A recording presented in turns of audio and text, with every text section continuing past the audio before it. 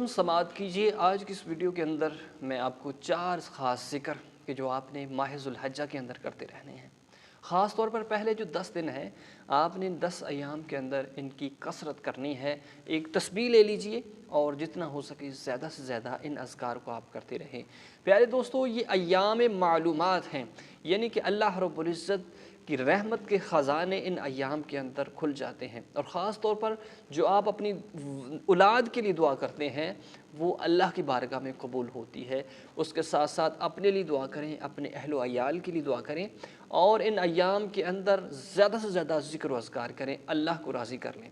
प्यारे दोस्तों, समाअत कीजिए वो 4 ख़ास अज़कार कि जो आपने इन अय्याम के अंदर करते रहने हैं। वो क्या है? सुबहान अल्लाह, अल्हम्दुलिल्लाह, ला इलाहा इल्लल्लाह, अस्तगफिरुल्लाह।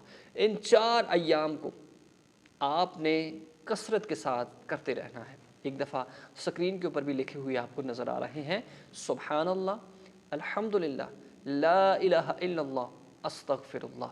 इनकी आपने हो सके तो ज़्यादा से ज़्यादा कसरत करनी है।